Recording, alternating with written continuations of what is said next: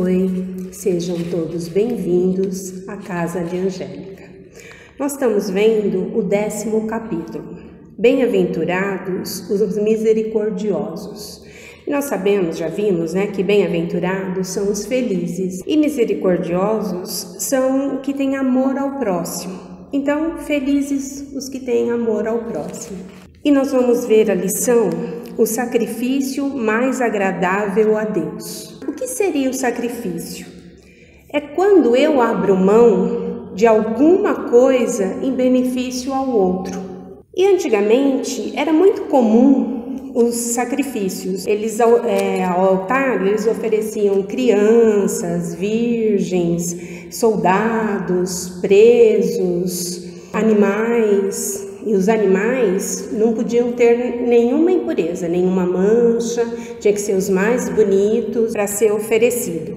Então era uma troca que eles faziam para acalmar os deuses. Então era para dar uma colheita mais farta, para eles ganharem a guerra. Então antes da guerra eles faziam as oferendas e para os seus pecados. Tanto que tem aquele bode expiatório. Por quê? Porque eles pegavam um animal, colocavam a mão sobre o animal, como se passasse os seus pecados para aquele animal. Então aquele animal iria expiar os seus pecados e você estava livre. Nós temos também um exemplo de Abraão, quando ele oferece o seu filho, Isaque, como prova de fidelidade a Deus. Temos também Caim e Abel. Caim era cerealista e ele oferecia aos deuses Jeová os frutos da terra. Abel era pecuarista e aí ele oferecia a gordura dos animais. Caim, com inveja de Abel, porque achava que Deus estava protegendo ele, matou Abel. Então nós temos vários relatos, E percebemos que era material. O que eles ofereciam para Deus era material. E Jesus, que nunca deixou nenhuma lição passar em branco, aproveitou isso para tornar o sacrifício espiritual. Eu vou ler um trechinho para ficar mais fácil para a gente entender. Portanto, se está fazendo a tua oferta diante do altar e te lembrar aí que teu irmão tem alguma coisa contra ti, deixa ali a tua oferta diante do altar e vai te reconciliar primeiro com o teu irmão e depois virás fazer a tua oferta. Mateus, versículo de 23 a 24. Então, o que Jesus quis dizer aqui? É como ele já falou para a gente, do vaso limpo, porque ele percebeu que era só um ritual. Eles ofereciam, achavam que estava livre dos pecados e voltavam a cometer os pecados. Então, para quebrar isso, Jesus santificou isso. Quando Jesus disse: vai te reconciliar primeiro com teu irmão e depois virás fazer a tua oferta, ensinou que o sacrifício mais agradável ao Senhor é o dos próprios ressentimentos, que antes de pedir perdão ao Senhor, é preciso que se perdoe aos outros. Então, o que ele deixa claro aqui para a gente? Que não adianta a gente ir e pedir para Deus: ai, me ajuda, se você não ajuda o seu irmão. Não adianta falar: ai, Deus, me perdoe, Me perdoe pelo que eu fiz e tudo, se você não consegue perdoar o seu irmão. Se você tem uma diferença com ele e não consegue resolver. Por quê? Porque nós ainda estamos nessa caminhada, nós ainda temos muito para progredir. Então, o que Jesus fez? Eu vou dar um exemplo que fica bem claro. Como está chegando o Dia das Mães, por exemplo, e você chega para sua mãe e fala: mãe, eu quero te dar um presente, né? É Dia das Mães, eu quero te dar um presente.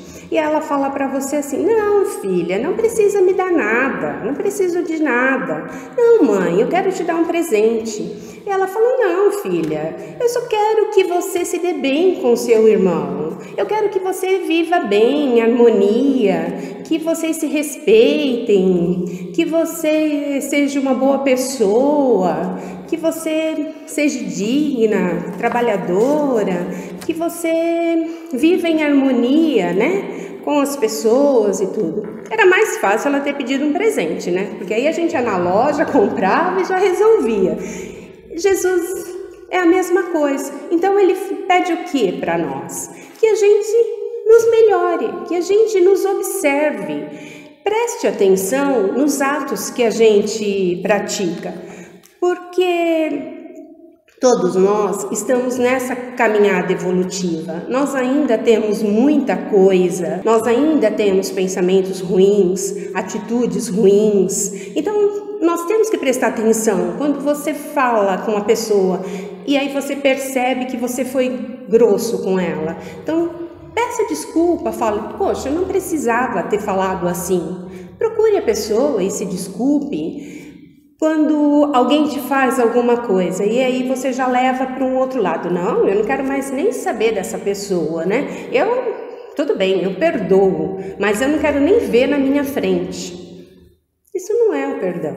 O perdão é quando você realmente desculpa essa pessoa, quando você realmente sente que aquilo não está te fazendo bem. Apóstolo Paulo, que ele fala: existe o bom combate e o mau combate. O que seria um bom combate? Seria aquele impulso que a gente ainda traz de lá atrás, de já responder de imediato, de alguém falou alguma coisa, a gente já tem a resposta no ato. Então, o bom combate é quando você consegue se calar. É quando, mesmo tendo a resposta, você aceita a ofensa que a pessoa está falando, está gritando, reclamando e perdoa. Por quê? Porque você consegue entender que ela ainda está neste momento, que hoje você consegue se calar, que na hora até você fica com raiva, mas depois você vai ver que foi muito bom você ter se calado. E melhor ainda, se você conseguir procurar essa pessoa e tentar entender o lado dela, conversar com ela, né? Até pedir desculpa. Me desculpa se eu te ofendi, não prestei atenção. Se ela vai te desculpar ou não, já é um caso com ela. Porque quando a gente faz isso, a gente se sente muito bem. A gente dá o primeiro passo para nossa evolução. É fácil? Não, não é fácil, mas é necessário. É necessário que a gente trabalhe os nossos erros e que para trabalhar os nossos erros é preciso que a gente se olhe, é preciso que a gente se conheça. Porque como você vai corrigir um erro em você se você não sabe que tem? Então, para você está tudo certo. Você não precisa fazer nada, tá perfeito. E quando a gente tem que fazer isso? O mais rápido possível. É como se você estivesse num avião e em pleno voo o piloto chegasse para você e falasse assim: olha, eu preciso fazer um reparo na aeronave. Ele não vai parar nem nada, é em pleno voo. E conosco é assim. A gente não pode esperar ser melhor. Quando eu for melhor, quando eu estiver pensando um pouco menos, quando eu tiver menos trabalho, quando eu tiver aposentado, a gente deixa sempre para depois. Depois eu faço, depois eu vejo, depois eu vou atrás. E muitas vezes não dá tempo. E a gente finge que a gente é bonzinho, né? Porque a gente tem sempre uma desculpa pra gente. O que a gente faz sempre é assim: eu fiz porque o outro me provocou. Eu fiz porque ele me ofendeu. Não, a responsabilidade é nossa. O mal, ele não mora ali. Ele mora aqui, dentro de nós. Então, nós temos que combater ele dentro da gente. Por isso é importante que quando você pratica um ato, você perceba qual o sentimento que passou pela sua cabeça. Se alguém fez alguma coisa e você fica pensando naquilo, toda hora você volta naquilo. Então você tem que falar: não, peraí, eu não quero mais pensar nisso. Eu estou pensando de novo nisso? Não, eu preciso mudar, eu preciso caminhar para uma outra situação. E aí nós pensamos o seguinte: Jesus fala, a verdade te libertará. Por quê? Porque quando você conhece a sua verdade, quando você conhece você fica livre, sabendo dos seus defeitos, reconhecendo os seus defeitos. É bom que a gente conheça a verdade. Quando ele fala, né, a verdade te libertará, é porque nós nos conhecemos. E quando você sabe quais são os seus defeitos e quais as suas qualidades, porque nós temos muitas qualidades, porque se a gente não tivesse, a gente não conseguiria combater os nossos defeitos. E a maldade, quanto mais você pensa nela, mais ela cresce, mais ela avoluma. E se você não resolver isso, ela toma uma proporção tão grande que vai chegar um momento que você não vai conseguir enfrentar. Então, a gente tem que estar sempre nos observando. Por isso que é bom, no fim do dia, você dar uma repensada em tudo que aconteceu, em tudo que você fez e ver: nossa, aqui eu errei, mas aqui não, tudo bem, tal pessoa me falou tal coisa, mas tudo bem, ela não estava bem. Porque a gente, muitas vezes, desculpa o nosso erro, mas aponta o erro do outro. Por quê? Porque é muito mais fácil. A gente não faz mais aquilo, que bom, mas a gente já faz muitas outras coisas ainda. Então, quando Deus fala o sacrifício não é para Deus, o sacrifício é nosso. Por que é sacrifício? Porque nós ainda somos muito egoístas, nós ainda somos muito orgulhosos. A gente faz as coisas ainda com interesse pessoal, observando qual o nosso ganho nisso. Eu vou contar uma história de uma pessoa que era um servidor de uma casa espírita. Ele era uma pessoa dedicada, trabalhava, estava lá todos os dias, fazia o que podia, estava sempre disposto em ajudar, era caridoso, era uma boa pessoa. Só que já tinham roubado dele 8 carros. E ele estava inconformado com isso. Como pode? Uma boa pessoa e tudo, e me roubaram 8 carros? Não, eu preciso de uma explicação. E aí ele foi procurar o dirigente da casa.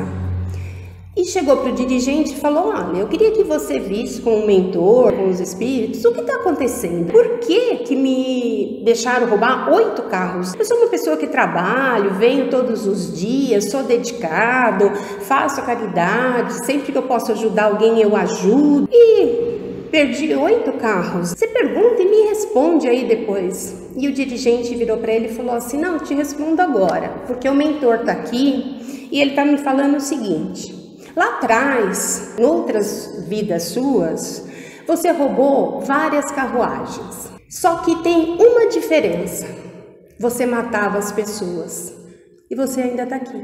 Aí ele entendeu, se calou, né? Se resignou e tentou ser melhor ainda do que ele era. Então, muitas vezes a gente reclama do que acontece com a gente. A gente acha que foi esquecido. Nós gostamos de nos fazermos de vítima. quando na realidade nós temos que aproveitar a nossa encarnação. Nós temos que agradecer ao nosso pai, à nossa mãe, que deu essa chance de estarmos aqui. E principalmente a Deus, que nos deu a oportunidade da reencarnação para que a gente repare os nossos erros. E nós temos que aproveitar isso. E a gente deve fazer o quê, né? A gente deve ir atrás da paz. A paz não é um lugar que você fala, eu vou para lá e vou estar em paz. Não. A paz é uma conquista. Ela está dentro de você.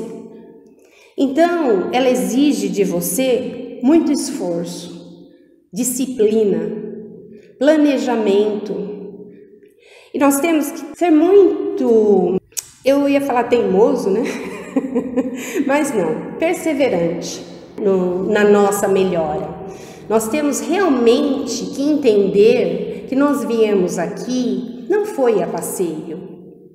Foi realmente para nós evoluirmos. É como diz Dr. Eurípides, primeiro você trabalha, depois você vai ser feliz. E é isso que a gente tem que fazer. É do dia para a noite? Não. É no dia a dia, é cada dia um pouco. Um dia você escorrega, outro dia você consegue, mas você tem que ir tentando. Eu vou dar um exemplo bem fácil também. Tem uma dona de casa e ela tem um monte de roupa para passar. E o único dia que ela consegue passar é no domingo. Aí no domingo ela levanta cedo, olha para aquele monte de roupa e fala, bom, vou tomar o meu café. Toma o seu café, tranquila, olha para as roupas e fala, bom, vou ver um pouquinho de televisão e eu já passo essa roupa. E começa a ver um programa, o programa tá legal, ela se interte, quando vê, já deu a hora do almoço. Aí ela fala, bom, não vai dar para mim passar essa roupa, eu vou fazer o almoço, depois eu passo. E aí almoça, todo mundo tranquilo, e aí ela lava a louça, arruma toda a cozinha e pensa, bom, agora eu vou descansar um pouquinho, né? Depois eu passo essa roupa. E quando vê, já chegou o fim do dia, já é noite e a roupa tá lá. E você vai falar com ela, você nem consegue chegar perto de tão nervosa que ela tá, porque o morro de roupa tá lá esperando para ser passado. E nós somos assim, a gente vai deixando para depois, a gente acha que ainda tem muito tempo, mas a gente só sabe do bilhete de chegada, de quando nós nascemos. Nós não sabemos quando nós vamos partir. Então, vamos fazer hoje, vamos nos olhar e nos corrigirmos hoje. Se você tem alguma diferença com um irmão seu, procure ele, tenta se entender, peça desculpa, mesmo que o erro não foi seu. E se ele não quiser te desculpar, tudo bem, você tirou esse peso de cima de você. Não por ele, nem por você, porque por você não queria nem conviver com ele. Mas porque você é inteligente, você quer seguir Jesus. Porque a gente ainda vive no tempo de Moisés, do olho por olho. Então nós temos que começar a despertar para essa nova caminhada, para nos reformarmos, porque nós viemos aqui para isso. E é isso que o Cristo fala. E o Chico, ele falava assim, ó, sou um verme, uma lesma rastejante, mas com um detalhe, rastejando para frente. E nós? Quantas voltas nós estamos dando? Quanto nós estamos rastejando em volta? E a gente tem que pensar assim, porque não adianta, quando você tem uma diferença, você chegar, é como se você chegasse para um pai e falasse assim, pai, mata meu irmão, porque ele fez isso comigo. Não é certo. Você acha que um pai vai fazer isso? Muito menos Deus. Ele nos ama igual. E Ele espera o nosso despertar. Não importa quanto tempo nós vamos levar para isso. Só que nós sabemos disso. E Emmanuel fala que essa é a nossa melhor versão. Então, se a gente parar e pensar um pouquinho, imagina as outras versões. Então, vamos nos dispor. Hoje a gente tem qualidades, temos defeito, nós temos que olhar para ele, identificar. Não dá para fugir mais. Mas é importante que a gente preste atenção nisso. Nós temos que nos tornarmos o vaso limpo por dentro. Esse é o sacrifício que Deus espera da gente. E nós temos que pensar se Jesus veio aqui, que não tinha nenhum motivo, não tinha nenhuma precisão, mas ele veio e ele foi caluniado, abandonado, injustiçado, condenado e executado. E mesmo assim, ele pediu para Deus perdoar, só para servir de exemplo para nós. Então, que nós pensamos o que estamos fazendo da nossa vida, desta encarnação. E é isso. Leia esse capítulo porque é muito bom. Até mais.